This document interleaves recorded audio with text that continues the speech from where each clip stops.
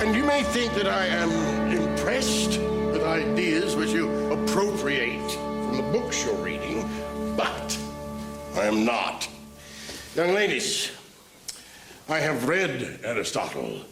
I am not interested in a mediocre rehash of his ideas. Save it for your philosophy teacher. He may be impressed. To put a point on it, give me your own thoughts, ladies, not those of men long dead and gone.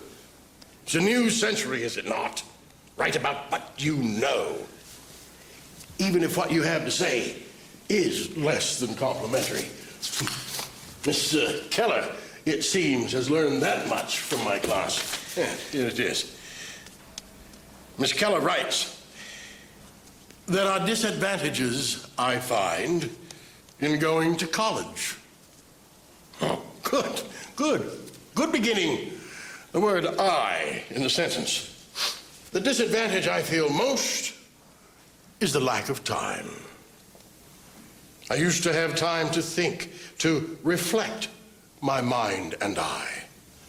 But in college, there is no time to commune with one's thoughts.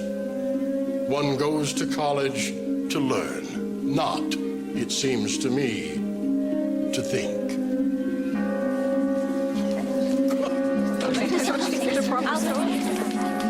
Thanks a lot.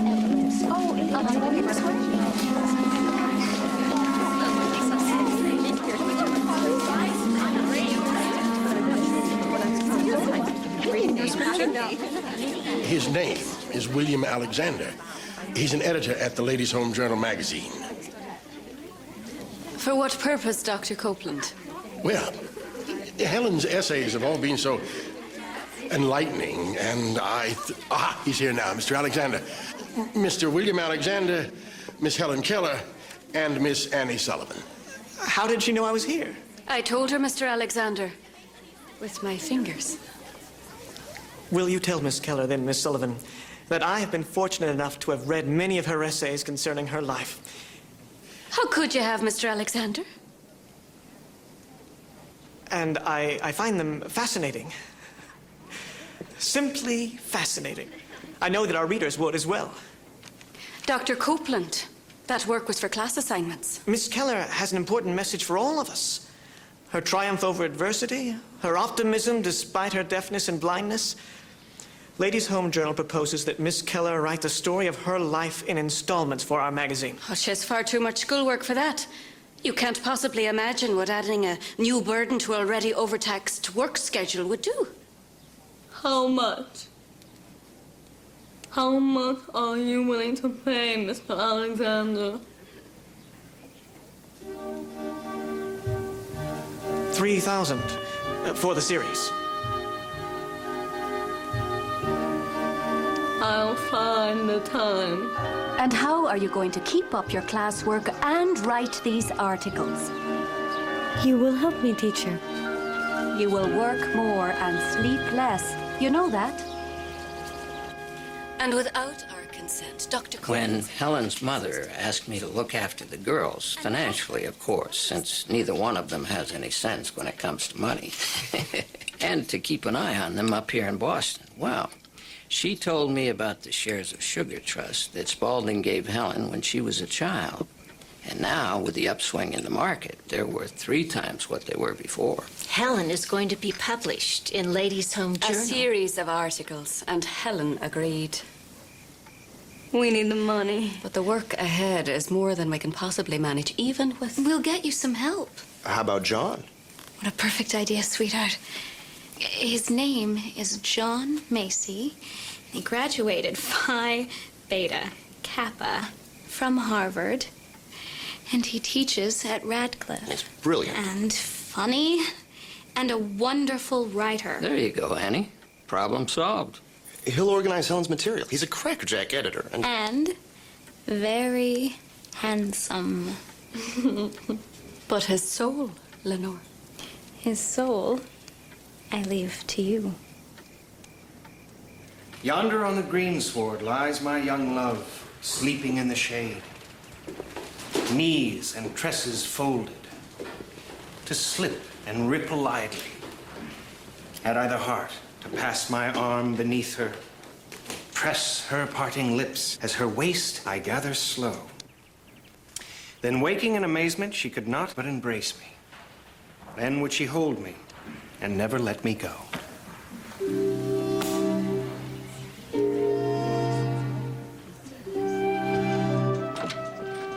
He's tall and well put together. He has a strong nose and a good chin.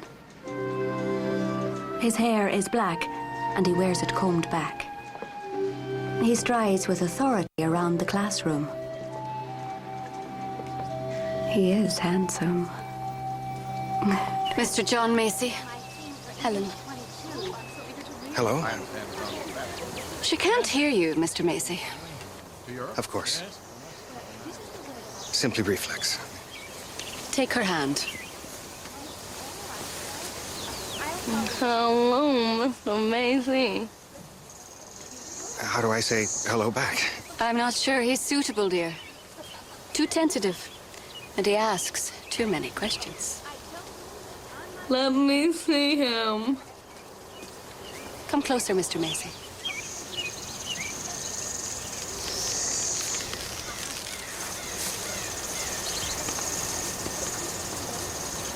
We read palms and faces. We're fortune tellers. Gypsies. Be careful what you reveal, Mr. Macy.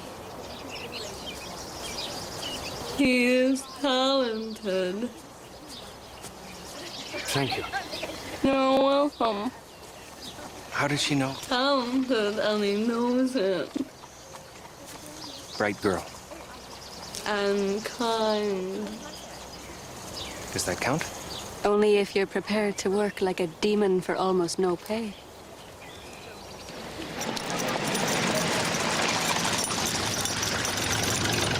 Ah, good morning. Good morning. These are the first month's installments. But they're in Braille. Seems Mr. Macy doesn't read Braille. Perhaps an insurmountable problem.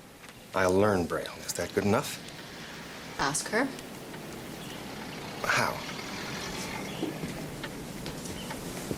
This is an A, and this is a B, and this is in the shape of a C. It's how you two talk. Yes. And how she hears the lectures her professors give, and how she reads the books that aren't in Braille. You do all that for her. And more. How do you manage it? With love, Mr. Macy.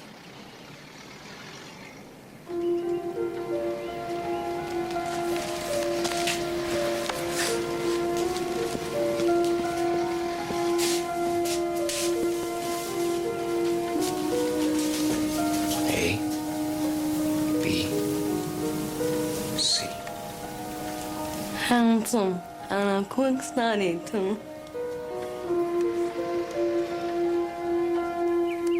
It is with a kind of fear that I begin to write the history of my life.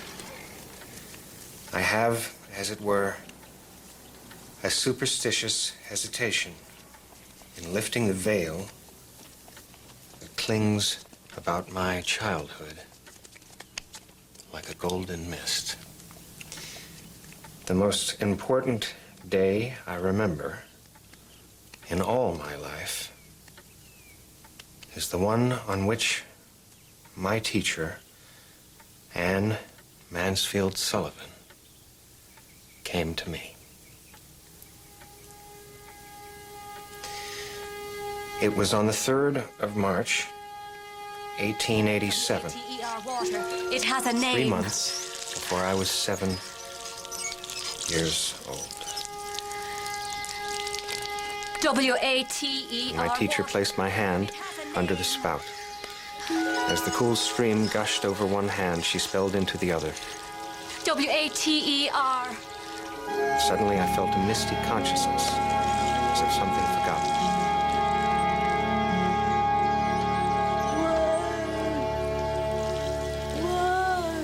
A thrill of returning thought.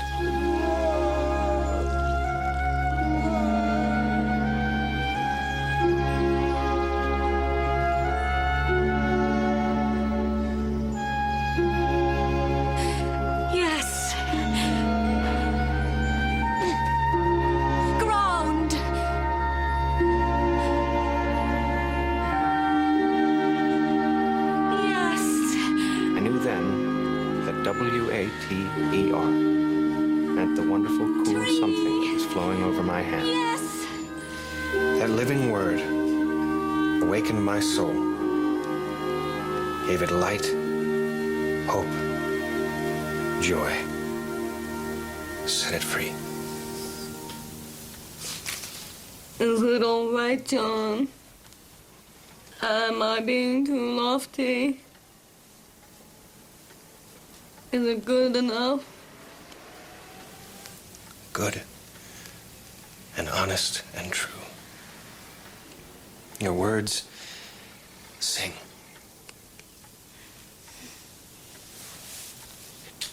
Thank you. Teacher. Teacher.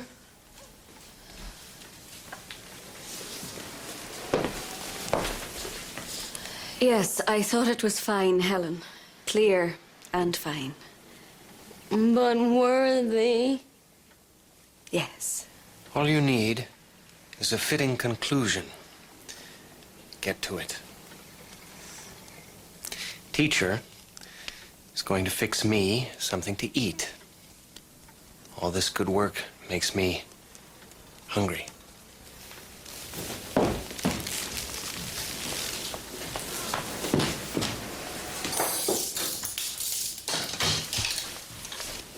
That was entirely inappropriate. Kissing her hand, you mean? Of course. A gesture of appreciation, teacher, of friendship. Likely to be misconstrued. Not by Helen, I think. She took it in the right spirit, reward for her work. Don't be so suspicious. I have to be. People are taken with Helen. They are fascinated with the genius that is Helen Keller. Helen triumphs by her temperament and her resolve. But you are the genius here, Annie. You have given back to her the two senses she doesn't possess. She speaks of seeing flame-colored sunsets, of hearing the whispers of the leaves. How, Annie? I don't know. All I know is that I've loved her in a way that has made my life. The rest has followed. A miracle has happened here, and you have Helen made is it. the genius. No, not Helen. I see you, Annie Sullivan, as the brash, stubborn, brilliant, and entirely too compelling woman that you are. Helen has nothing to do with that.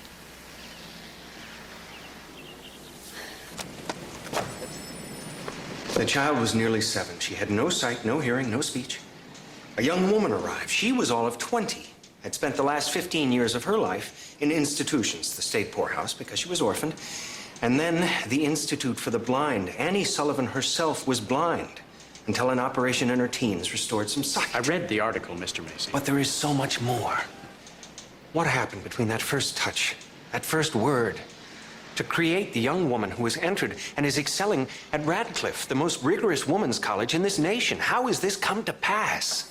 Who is this miracle worker, Annie Sullivan, who has created the wonder of Helen Keller?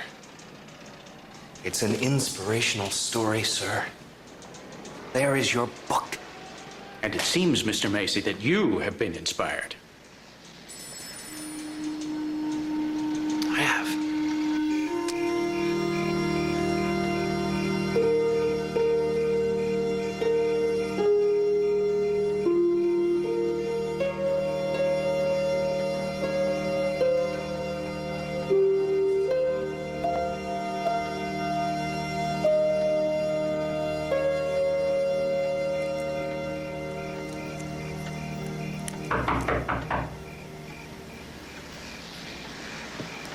Andrew. The door.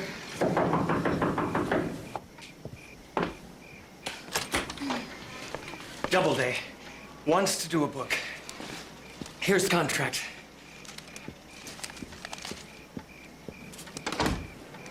All your lovely articles about your life and teachers, they want to publish them as a book. The story of my life by Helen Keller. Oh, I couldn't possibly. Helen, we'll do it together. Think of it.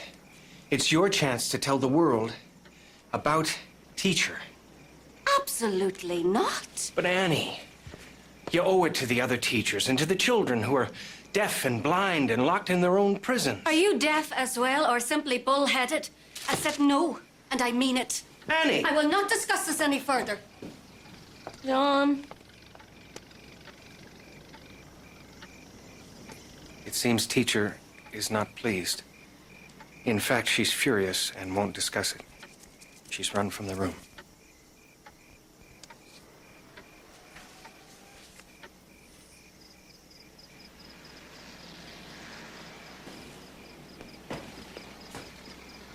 Her father wanted to exhibit her for money. Did you know that? A freak show over my dead body. Annie, all I'm proposing... And at the Perkins School for the Blind, they tried Helen for plagiarism. No deaf-blind child could write that well, they said. Oh, I must be feeding her other people's work. And how many years ago was that? And at the Cambridge School, they tried to throw me out and claim Helen as their own trophy. What a ragbag of grudges you still I hold. have to protect her. She's an adult, Annie. She's capable. You made her that way.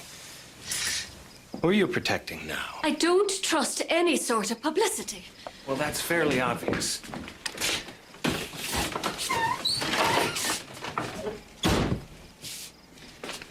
Trust that I have your best interests at heart. Yours and Helen's. You needn't do battle with me, Annie. I fear I'd be on the losing side every time. Johnny, you've been so good to us. Let me continue. Let me take a little care of you, teacher. I should care for Helen. No man has ever.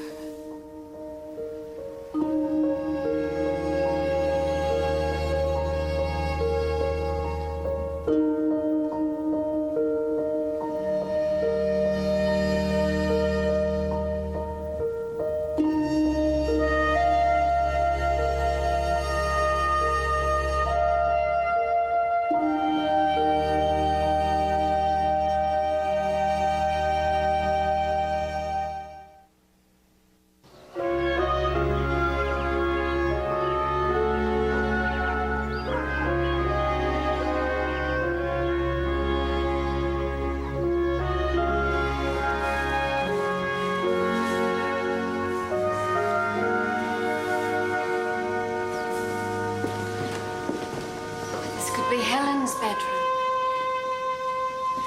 And mine here across the hall. And at the end, don't you think that could be a study for Helen?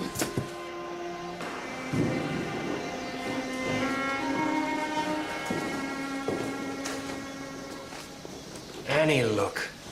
Down there among the trees. Perfect place for a gazebo.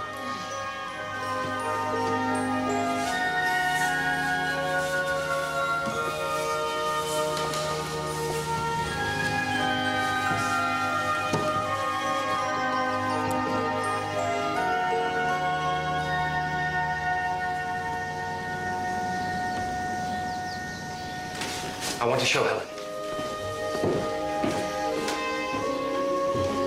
Ed, do we have the money for such an undertaking? Are we being foolhardy here?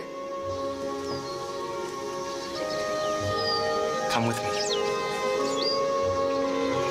I want you to see something. What do you smell? Lilac. Oh, it's heaven. I'm going to build you a gazebo right here, so you can come sit among them and touch the fragrance with your fingertips. Oh, Johnny, it's grand. And beyond the lilacs, there are wild roses climbing the fences. Sweet white blossoms and dark red flowers. And there are cherry trees, Helen. And junipers, tall, proud silhouettes against the sky. This seems to work. I'll take care of the practical, you the poetic. Ah, you have the soul of a poet, Johnny. Uncle Ed, I'm here. can we afford it? You can sell the Spalding stock. That'll pay for it. Teacher, Yes, Uncle Ed said yes. Wonderful.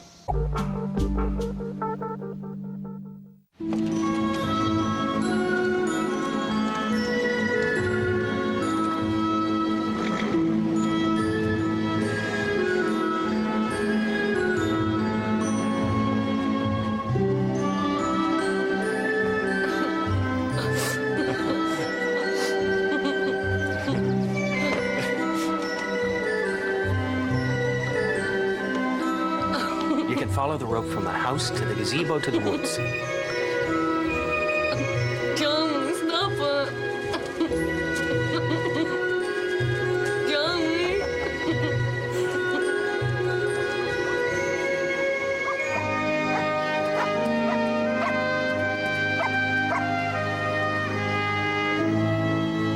For the rain over one of those hours of lightness, gone our lives like our youth too soon. Champagne. The galleys, Annie. Our book. Helen, put this dish down. Our child has been delivered. The title page reads, The Story of My Life by Helen Keller, with supplementary account of her education by John Albert Macy, including letters of her teacher, Anne Mansfield Sullivan. Take a bow, Annie. Oh, such foolishness. Teacher says it's foolish to take a small bow. Teacher, be a little foolish. Oh, all right. Oh, look at that. Lovely child of a book, John. Thanks to you. No one else could have done it. John is indispensable. Brilliant. Unique.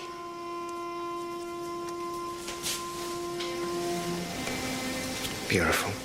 Will someone read it to me, please? Please.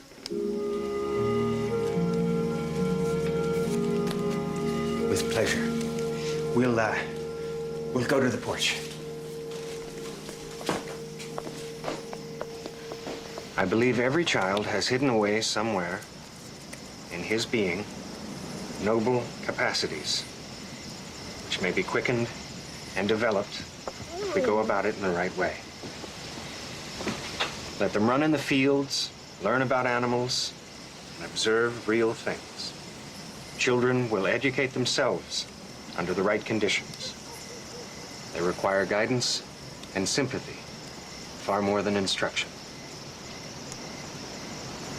Anne Sullivan. Your teacher is a wise woman, and my fingers will not spell another word. You just did. It's getting late. John has to go home. To bed with you now, Miss Keller. I'm afraid I've kept you up far too late. Thank you, Johnny, for my lovely book.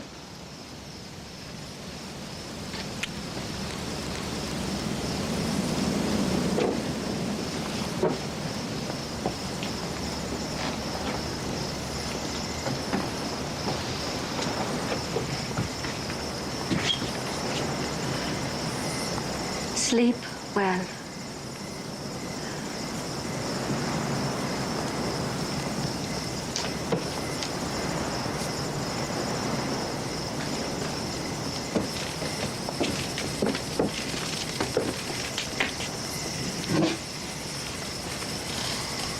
Let me stay with you tonight.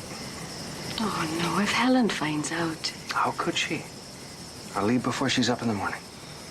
I've never lied to her. And you've never spent the night with me. We can have this pleasure.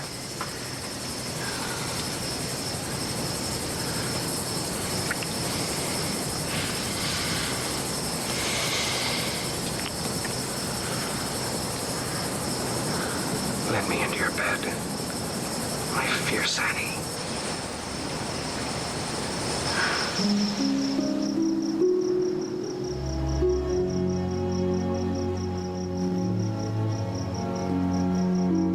Whenever I'm with Helen,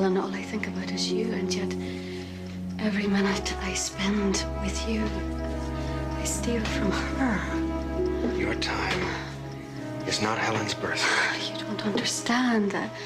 When I disconnect from her, I feel that Lovely. something is wrong. You feel lovely. Part of me is missing, Johnny.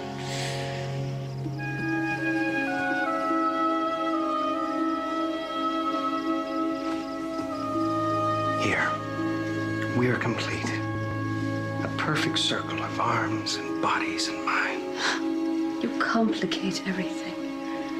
I was clear-headed and single-minded before you came. Go away, Johnny.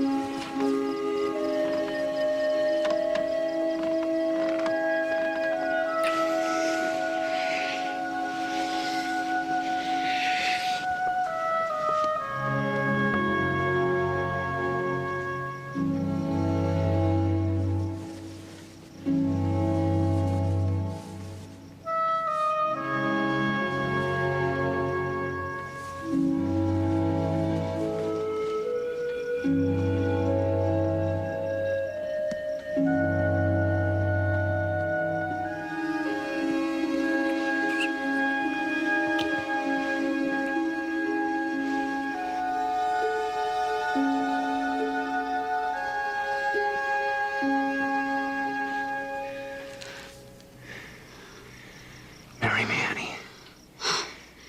I can't. I'm married to Helen.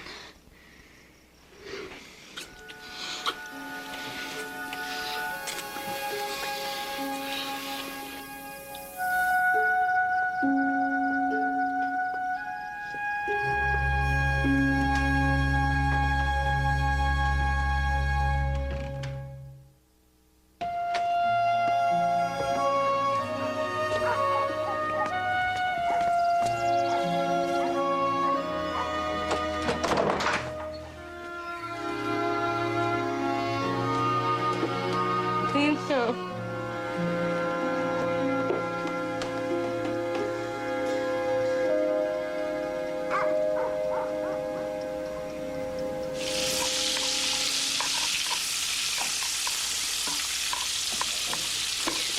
Teacher.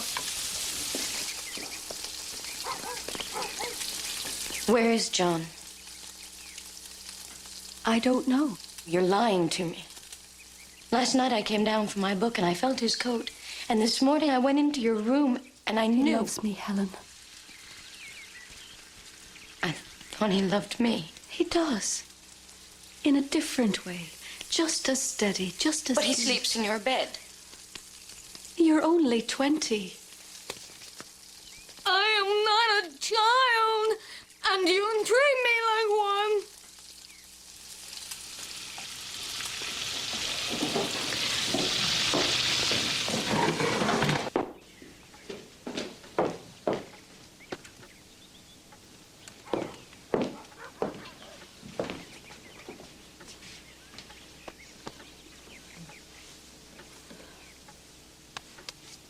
Because I can't see and I can't hear, you and John think you don't have to consult me.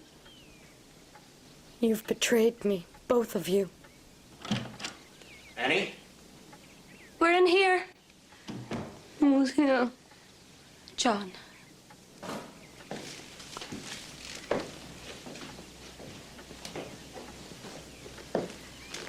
She knows.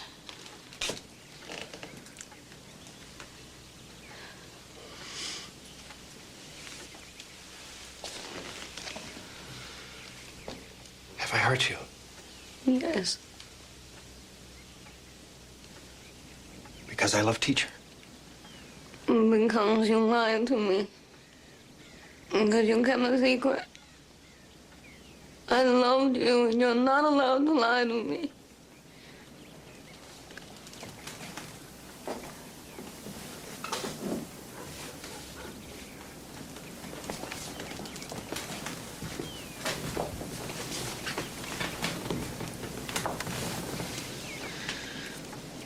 is right. Honesty from now on.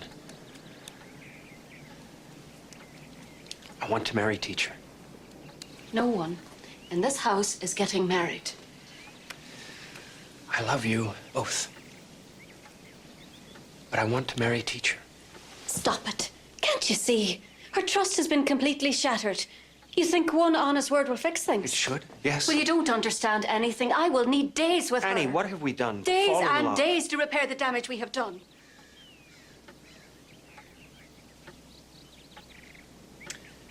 Take all the time you need.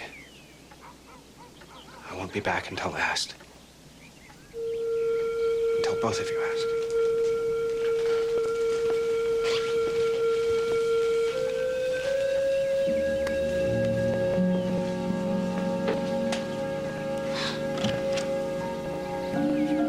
John is gone. I've sent him away. You lied to me. I wanted to be in two places at one time. Two places in my heart. I love you, Helen. That's enough.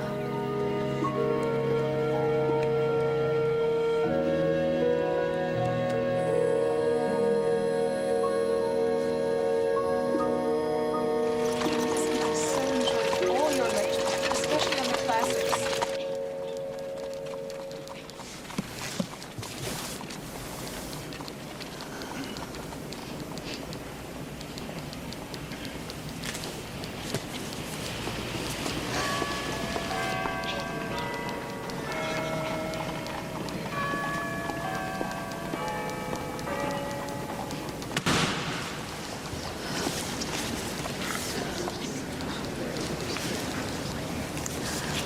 Arma Varunque Cano.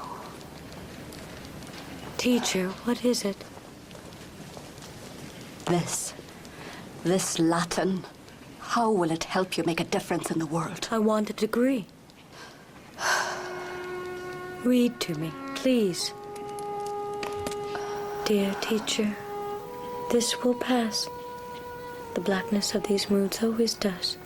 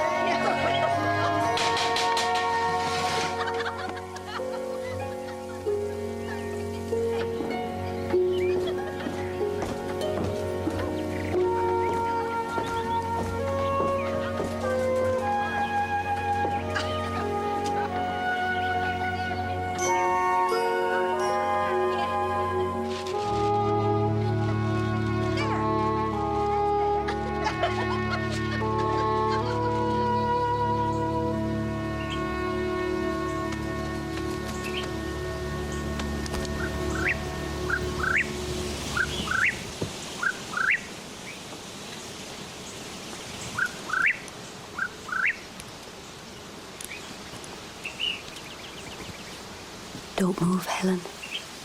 A whippoorwill is so close he could brush you with his wings. Ah, his song is especially sweet. He must be calling for his beloved. Ah, there she is, answering back with passionate longing.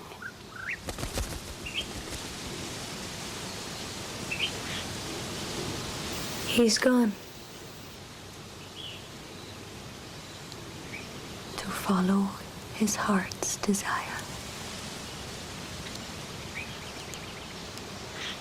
Write to John and tell him to come back. I have been selfish.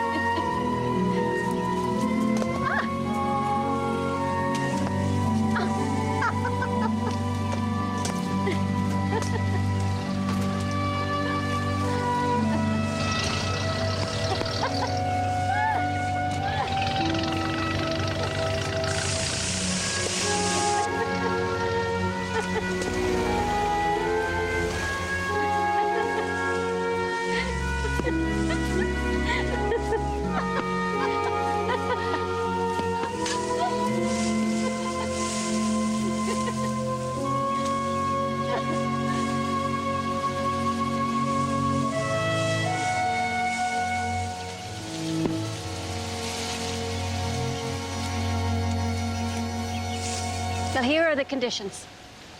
Helen always comes first. Agreed. Think about it for a minute, John. Don't answer so quickly. That's not a hard one. I love Helen, too. Next. The three of us will live together always. Lucky me. Two beautiful women. This is serious, Johnny. So am I. If anything should happen to me, you'll take care of Helen. Annie, you're a force of nature. Nothing will happen to you. Promise me. I promise. Is the deal done? I don't know, Johnny. Teacher, do you love him? Oh, yes.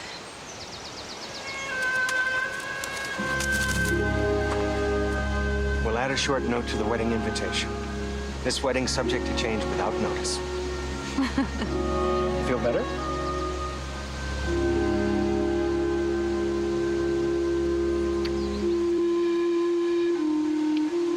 Want me to be back? Peter, rings. Reverend? Stella, how you doing? And where is our Annie? Mother, I'm afraid she's hiding in the kitchen. Stay with your sister. I'll fetch her. James, would you please? Everyone's waiting. But tell him to go home. The wedding is cancelled. I'm afraid it's too late for that. This is a mistake. 3 people can't be married. John loves you. It won't matter in the end. If you let Helen's existence snatch this happiness from you, she will never forgive herself.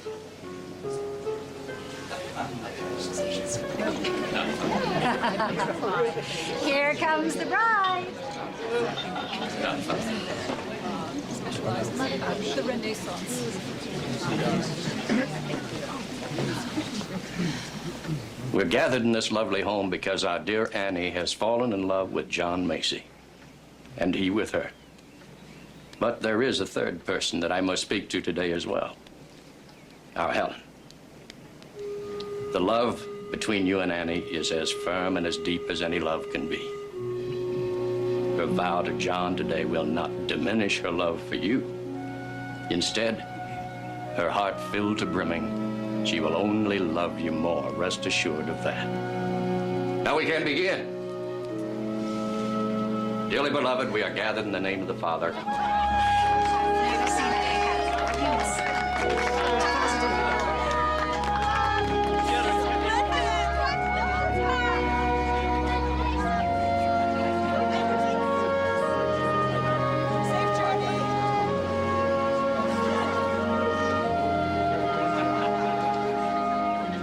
We will be back in 10 days. I know. Mother and I will have the house shining and ready for you and John. Teacher, you are happy.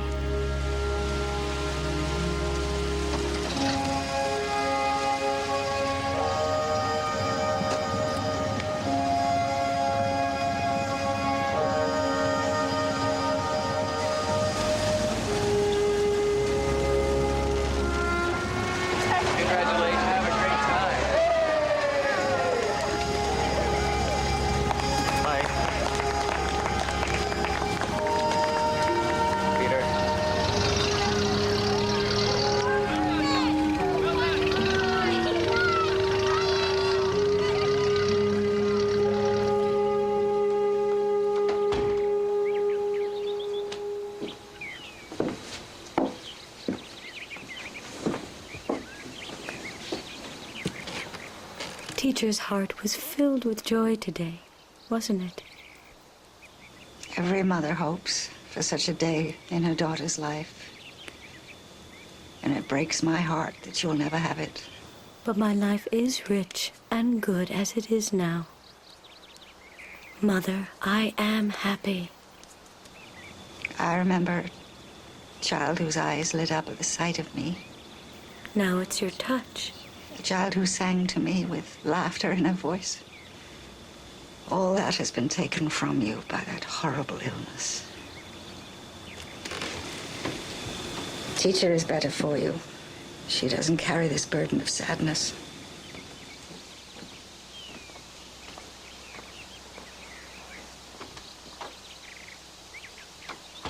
Mother?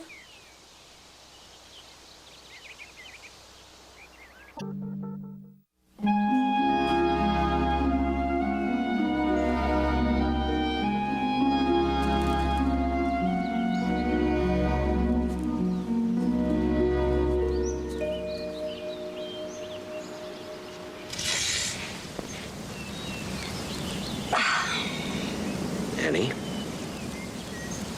it's Sunday. It's the Lord's Day. Ah, is it now? The Lord would like us to go forth and multiply. Or so he said somewhere. Well, I can't. Not now. There's no better time. I'm agreeable. You'll be agreeable in a minute. I can't, Johnny. Not this morning. Helen is waiting. She can wait. If we miss the magazine deadlines, all three of us will miss our meals. Once again, you remind me of our poverty. It's a constant struggle, John. You know that. I know that. I've been struggling for 5 years. How unfortunate my salary can't support 2 women and an estate of 7 acres. Well, if you get up and work on your book, I'm sure it'll sell thousands when it's finished. Literary criticism doesn't sell thousands of copies. Ah, but yours will, because it'll be brilliant. Come on, to work. In gonorrheal births, conjunctivitis in both eyes, frequently followed by ulceration of the cornea.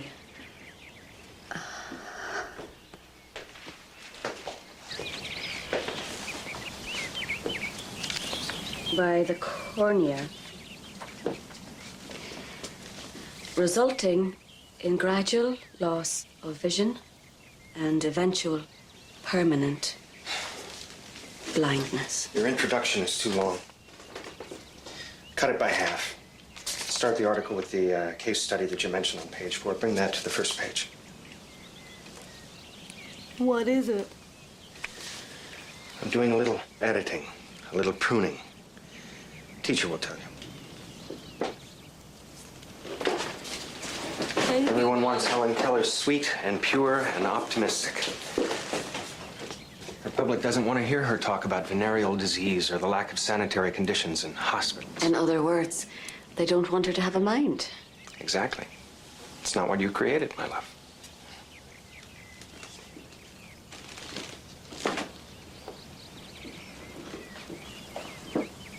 John is very upset this morning.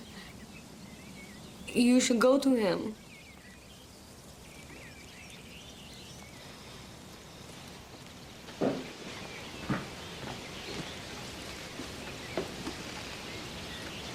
I wanted to stay in bed with you this morning.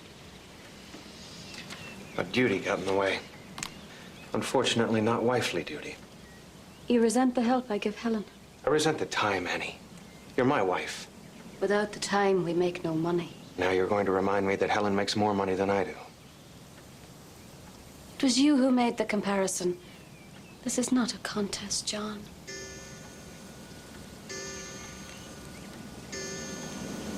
No, of course not.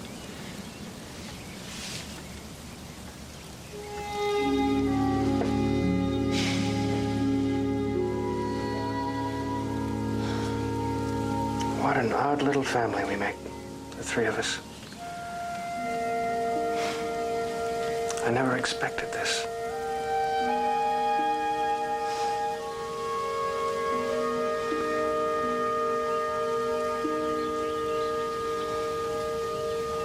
We will work together for the common good of all. Late hours of day for decent pay will never be our call. With unity of purpose and a cause that's fair and just, free labor will prevail. Hand in hand we stand together, arm in arm. on, we march together. All for one and all for all. We work together. Free labor will prevail.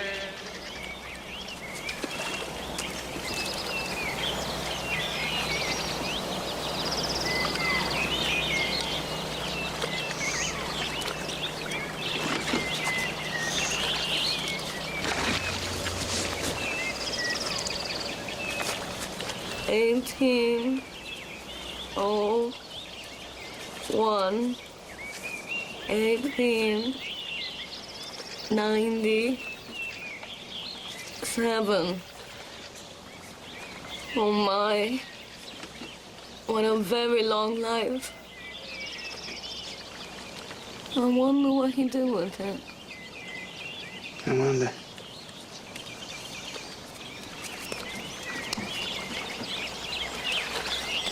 Helen would like to know what you do for a living, Mr. Fagan. Tell her I work at the magazine with John. We both hate our jobs and are paid poorly for the privilege. Karl Marx has the answer. That's right. What have you been reading to her? Karl Marx, Eugene V. Debs. Brilliant minds only. We all know, teacher, that the capitalist system is inherently corrupt. Think on the misery of the working class. I'd rather think about next month's bills and how we're going to pay them. My wife worries ceaselessly about money. Never a day passes she doesn't remind me of how lacking in funds we are. John. All right, then. Let's quit this carving and do something about it. Whoever told you, Mr. Weber, that we would be interested in vaudeville was quite mistaken. But your husband, Mrs. Macy. I have no intention of exhibiting Helen along with the trained seals and the vulgar comics, and my husband knows Now, it. Mrs. Macy, vaudeville is different from what you envision. We have opera singers, violinists, classical pianists. Interspersed between the dog acts and the chimpanzees.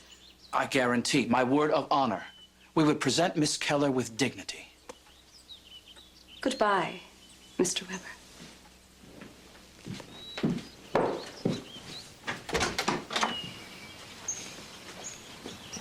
Carl Sandburg is playing vaudeville. Thank you, Mr. Weber. Goodbye.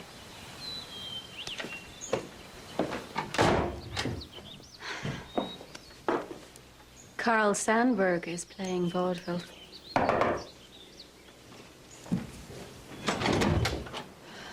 You and Miss Keller could earn enough in 1 year to last you 5.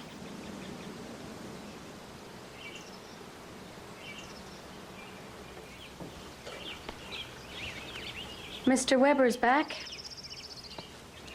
He says we could make a lot of money. How much? Enough to stop worrying for years. What would we have to do?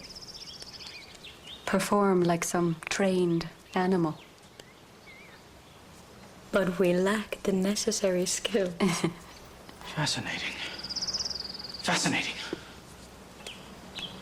What would you have us do, Mr. Weber? Just talk about your life.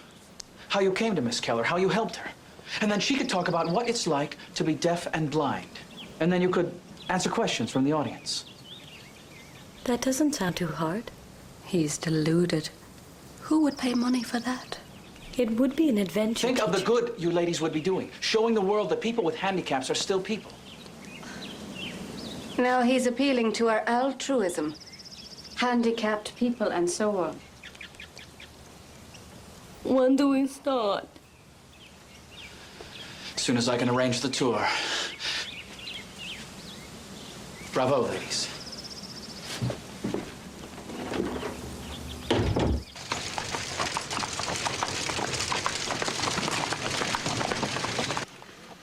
We desperately want to have a child. John, perhaps even more than I. I have Helen. But oh, to have a child of my own. Am I too old? Annie, you're asking me a question only God can answer. I gave up on God decades ago. I am so sorry.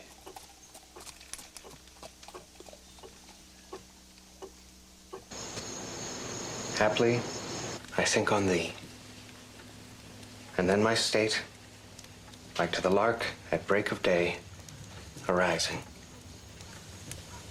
From sullen earth sings hymns at heaven's gate.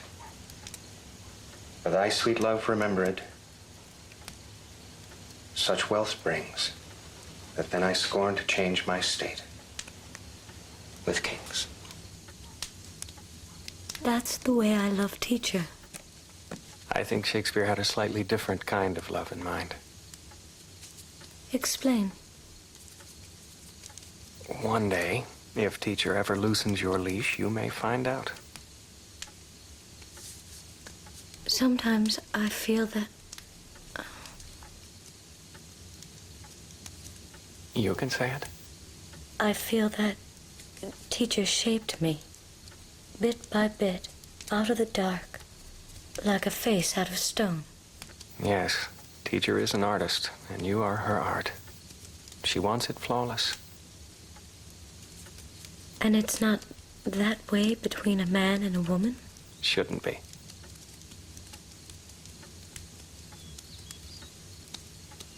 Then you teach me.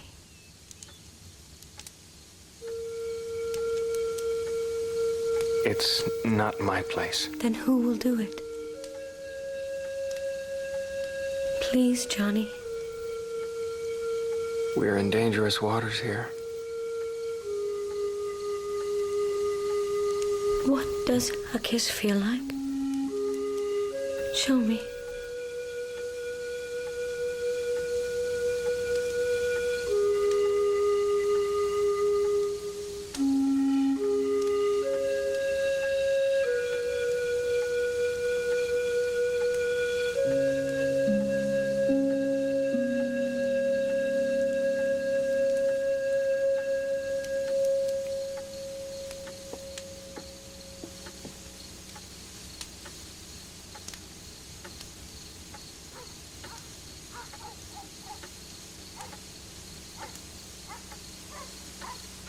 Don't look so shocked, teacher.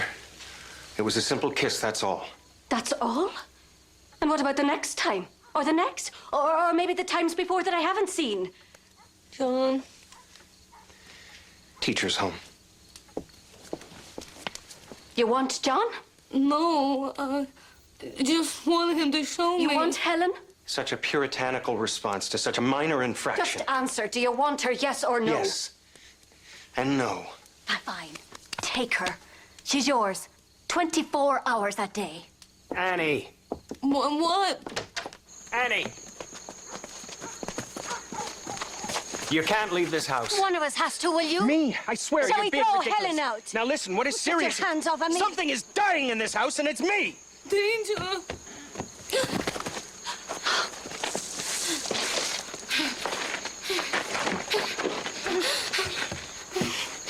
I don't want John. I only wanted to know what a kiss was like. My body has feelings too. Please forgive me.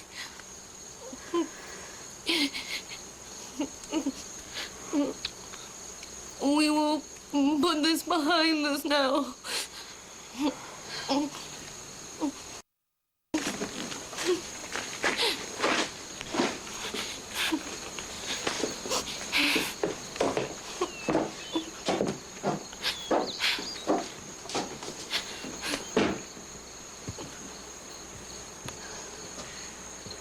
You haven't even the good grace to be embarrassed. Embarrassed is the least of my emotions. Try exhausted or frustrated or furious. As if they're yours alone. I am married to Siamese twins. Every time I reach for you, she's in the way. I have Helen on my hands every waking hour, and I expect you to feel for me when I'm yanked back and forth between the two of And you. I do. Oh, you feel neglected.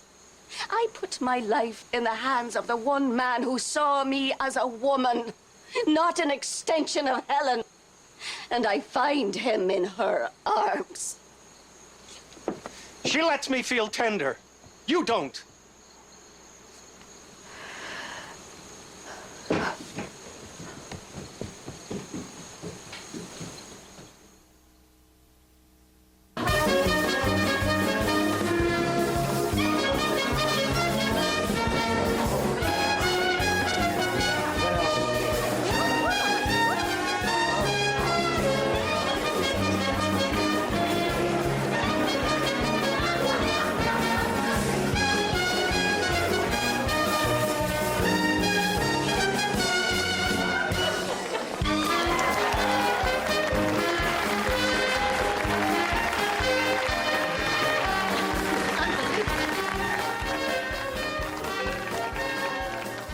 No one will understand my speech.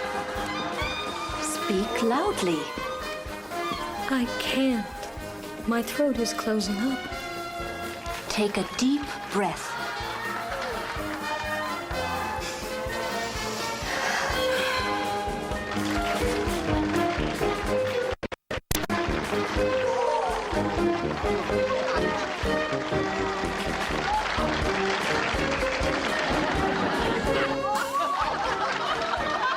Teacher. I'm pacing.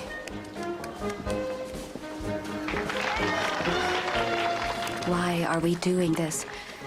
Why are we doing this? For the $500 per week, ladies. And the altruism, of course. Of course. Now, the house is packed and the crowd is hungry. You're only going to have about 2 minutes to hook them. Or you're dead. Good luck, ladies.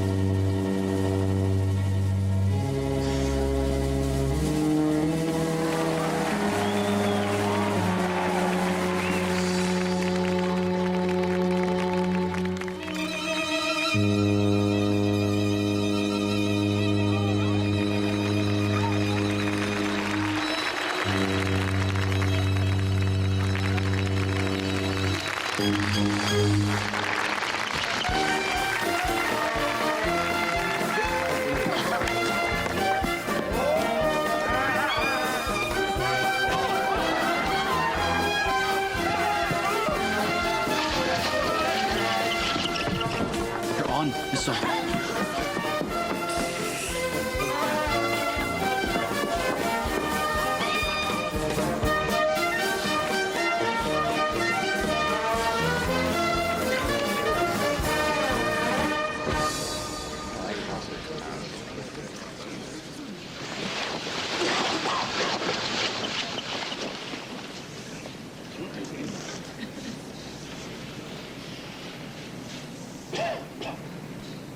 When Helen Keller was 7 years old, she was deaf, dumb, and blind. Today, she has graduated from Radcliffe College cum laude, written her autobiography, lectured and worked tirelessly on behalf of the blind. How did this heathen, deaf, dumb, blind child become the cultured, revered woman you are now going to meet?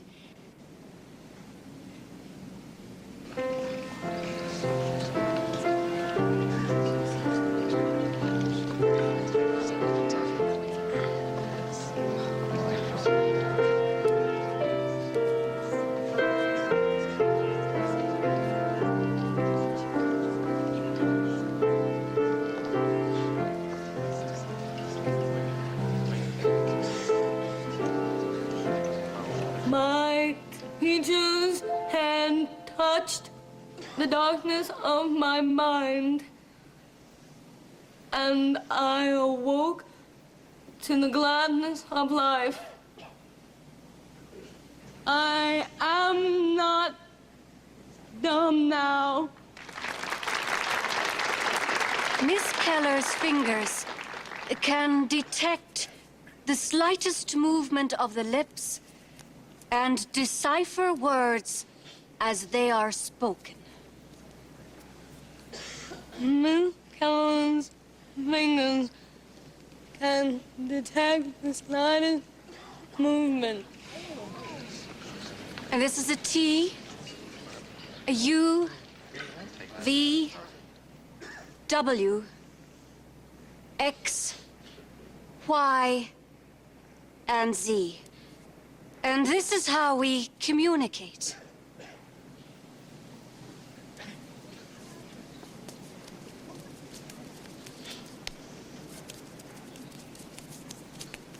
Mrs. Macy tells me it is time for questions. Do you desire sight? more than anything else in the world? No. No, I would rather walk with a friend in the dark than walk alone in the light. How old are you? How old do I look? Can you tell when the audience applauds? Yes, I hear with my feet. What is the greatest affliction? Deafness, dumbness, or blindness? None of the above. It is boneheadedness. Are you happy?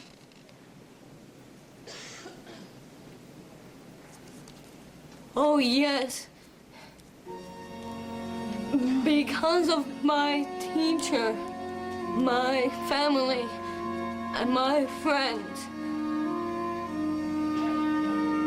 Their love and my faith in God have brought me great happiness.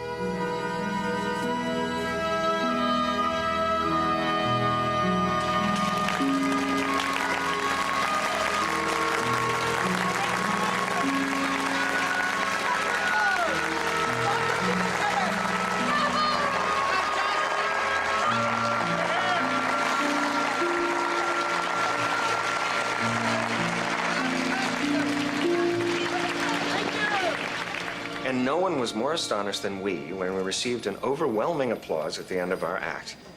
You see, John, now I speak in vaudevillian terms. Helen and I have an act. Seems as though they're a hit. Well, on their way to becoming even more famous. Mr. Weber has booked us into cities throughout the Northeast. I honestly don't know how many, but I do know we are not cut out for this traveling, and that I worry about Helen. She's alone in a strange hotel room so much of the time. There's always a matter of business to attend to or transportation to see about, and I'm afraid I'm not very good at it. Oh, how I wish you could be with us. Leave this palace of a place? Unthinkable. Sounds like they need you. They need another pair of hands, decent pair of eyes. Like a traveling secretary. Exactly. Just the title. It fits you perfectly.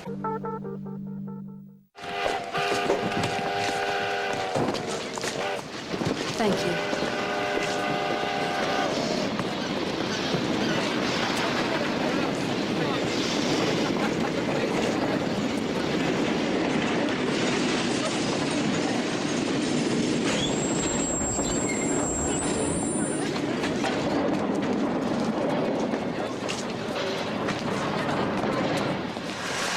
Mrs. Macy, I'm here to take care of you. Good morning. Hello, Mr. Fagan.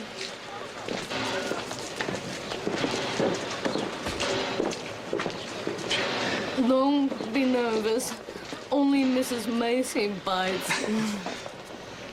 Now that I've sent Peter to you, I can relax and enjoy my bachelor life. Work, Annie. That's my plan. I know you'd approve.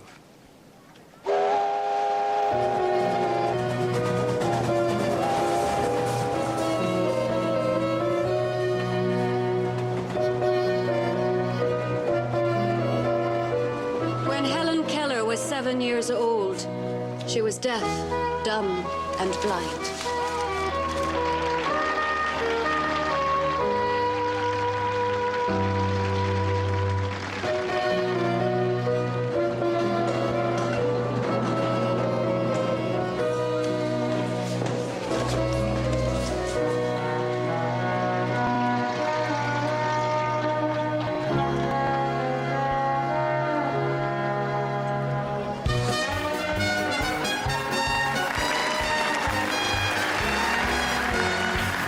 as we complete our separate duties, hundreds of miles apart, it seems to me that we must definitely reward ourselves for all our hard work.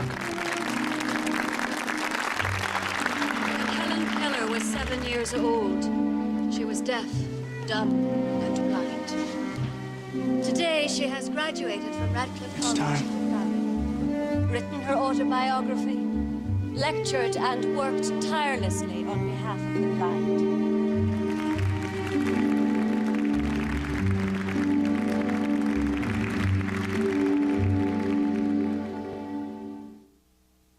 How has this heathen, deaf, dumb, blind child become the cultured and revered woman you are now going to meet?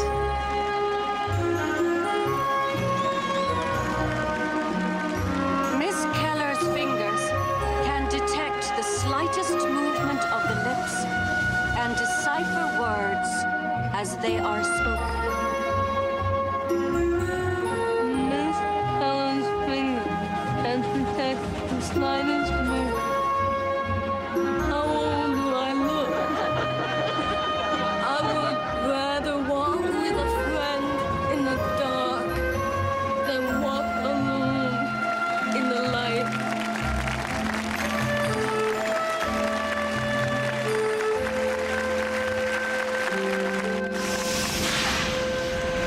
And so the day after you step foot in our beloved house, just long enough to catch your breath, I am whisking you away. You mustn't ask where. It's my surprise.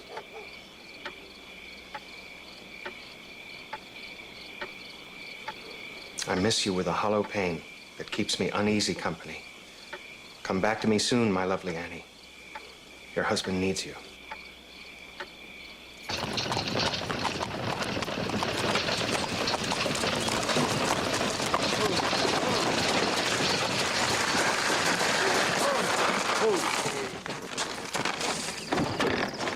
John.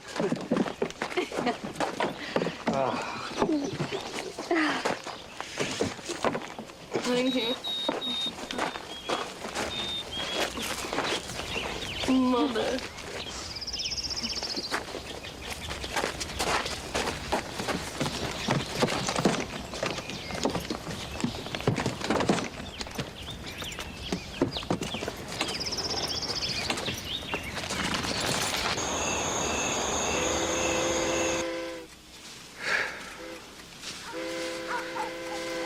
I felt as though I had lost you.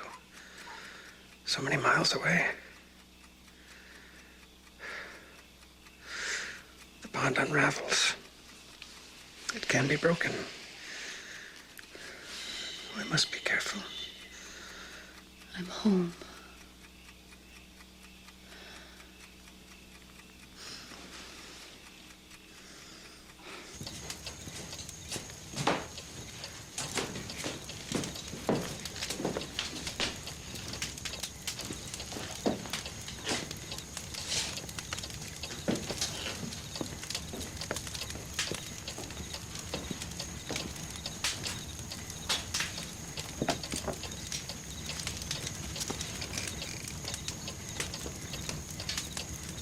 You wish teacher weren't leaving tomorrow? Oh, no. I want her to go. She's tired and she missed John. Then you are not happy about going home to Alabama? I love my mother. But something's wrong, I can tell. Going to Alabama feels like an exile. I don't have my work. I don't have teacher's fingers connecting me to the world. My darkness overwhelms me. These fingers can be your connection. Marry me, Helen. Don't say no. You don't understand. I've been with you every day for months. I do understand. Let me be your eyes and ears. You love me? I'll never leave your side.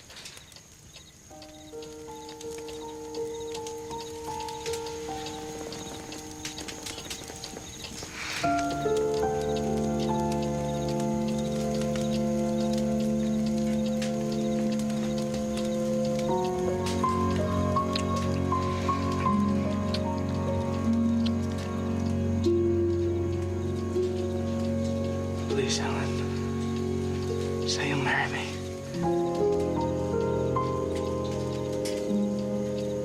Yes, I will marry you.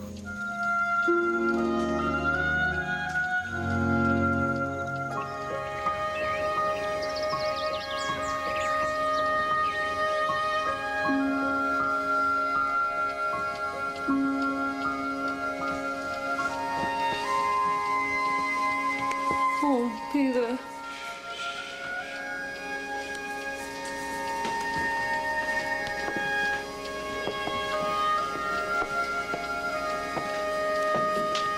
I've been up all night thinking.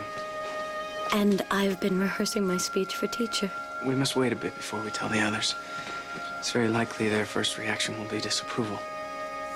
But we love each other. And teacher knows you. I'm afraid this change would be difficult, but only at first. We're sure of what we want. Isn't that enough?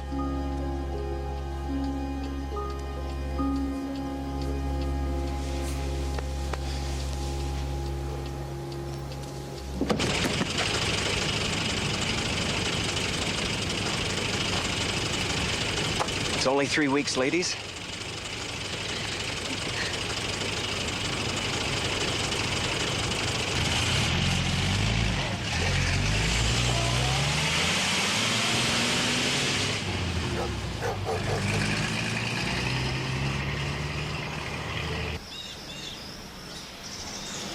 And now, if Miss Keller will just sign right here.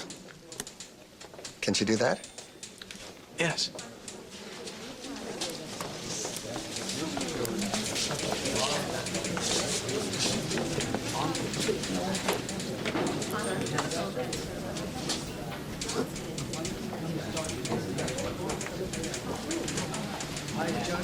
All right. Now you take this license and find yourself a preacher. Congratulations. Thank you. Thank you.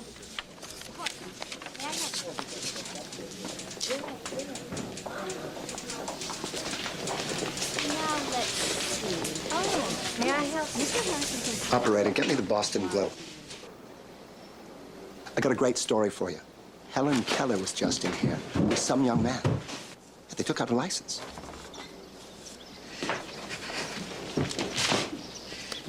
What have you been doing?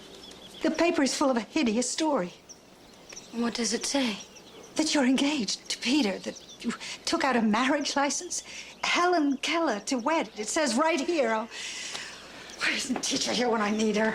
Well, Peter. I sent him away, of course. Is this true? Mother, you're so angry. Is it true? No, Mother, it's not true. No, Mama. It's not true.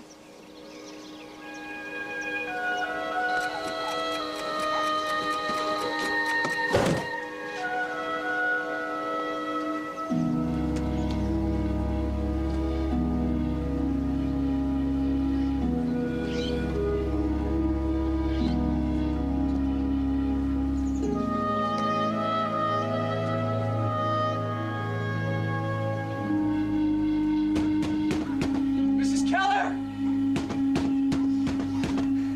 Helen!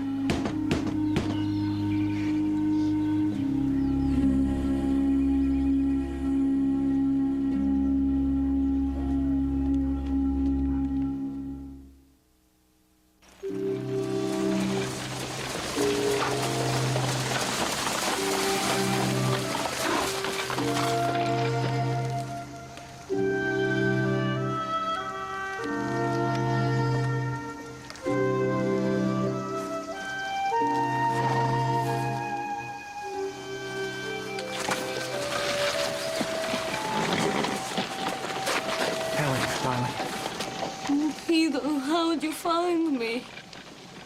Once I read it in the papers, I knew your mother would take you away from me. But I'm here now.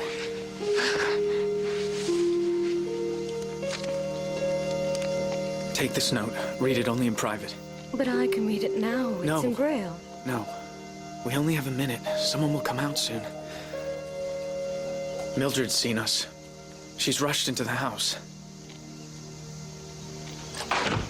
I have forbidden forbidden Helen to have any communication with you, Mr. Fagan. Shouldn't that be her decision? No. Mother, please. Peter? Her disabilities do not make her a child, Mrs. Keller. Her disabilities make her in need of constant care. Think, Mr. Fagan, what your life would be like. I have. And that's why I'm here to claim her. You will be a nursemaid. I will be her companion. Every minute of every 24 hours of every day for the rest of your life. I know her limitations, but I also know her virtues, and they are rare. I love your daughter. Maybe what you feel now is love, but let me assure you that soon that love will turn to duty, and duty will turn to resentment. I know. I'm her mother, and yet I find these feelings within me. You are not speaking for me, Mrs. Keller. Tell me, who will look after Helen when you leave her? Please, I speak to you from my heart. This marriage is a mistake for both of you. Goodbye, Mr. Fagan. Peter? Helen! Mrs. Keller wants you to leave her property. Now, Mr. Fagan.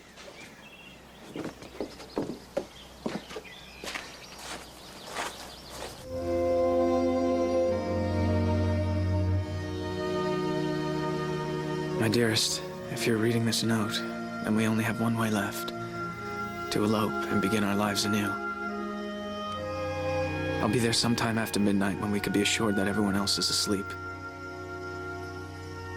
Wait for me on the porch. I love you, Helen. Nothing can make me stop loving you.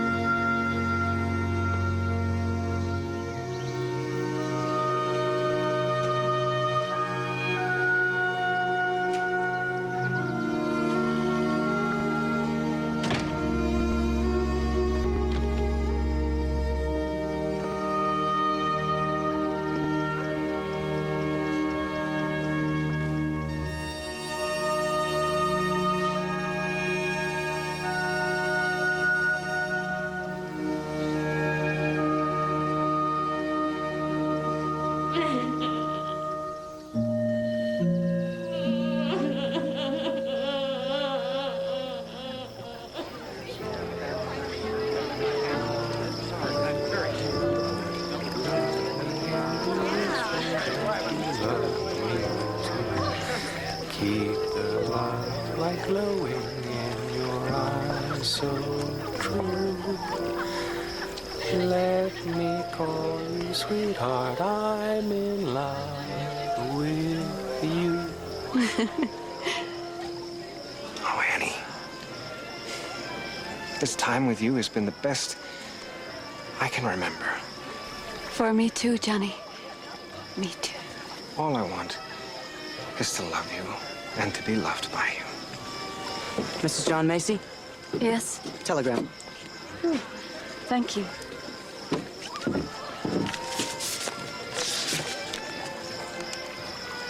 It's Helen.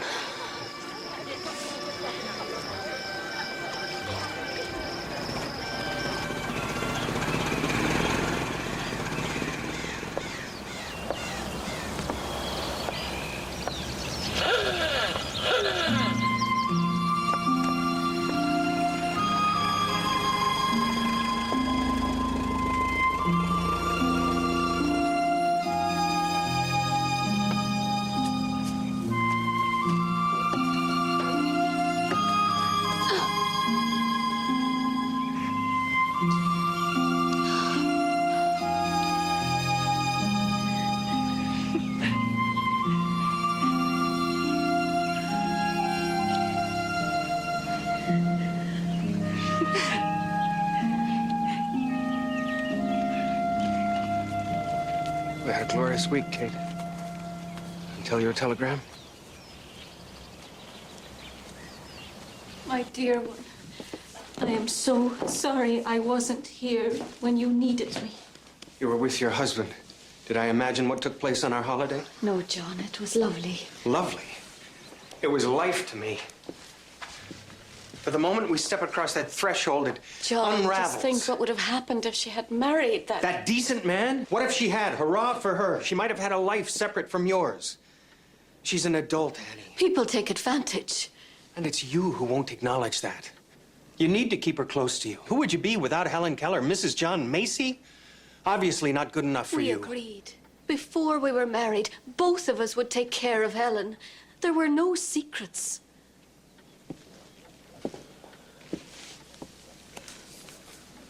Are you taken care of, Helen? Do we take care of you? Don't put her in the middle, John. Teacher. This is between John and me. No, we all live here. Tell her, Annie. Tell her I'm tired of coming in third. Teacher, what did John say?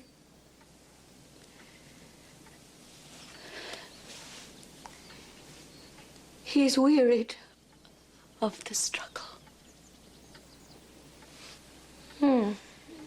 No, John. We must have courage. If only it were that simple. It's you, Annie. There's nothing but restlessness and judgment in your soul. Oh, no, John. There is love, too. First for Helen. What's left sometimes comes to me. Her needs are more extreme. My needs are extreme. You've been a damn poor wife to me, Annie.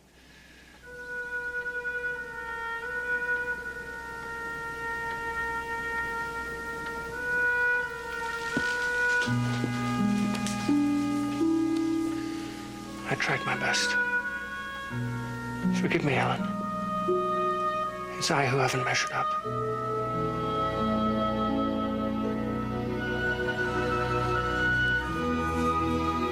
With all my heart, Annie. My wife. My love. I wish I could have been a better man.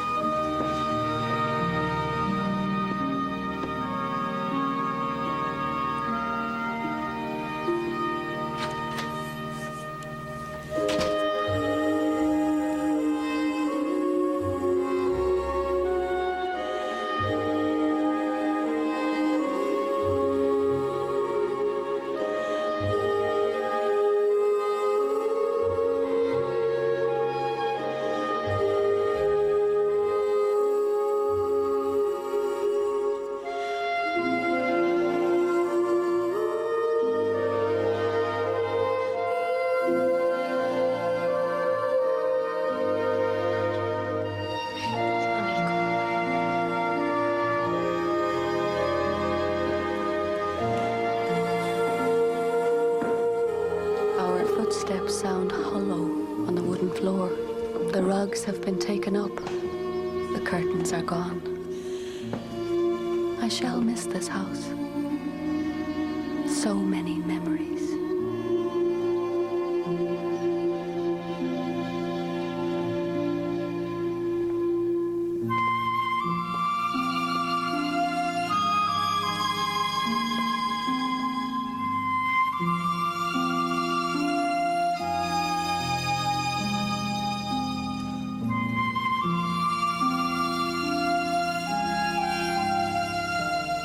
We were happy in this place, weren't we, teacher?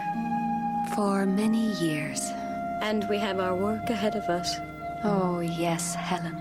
There is much to do.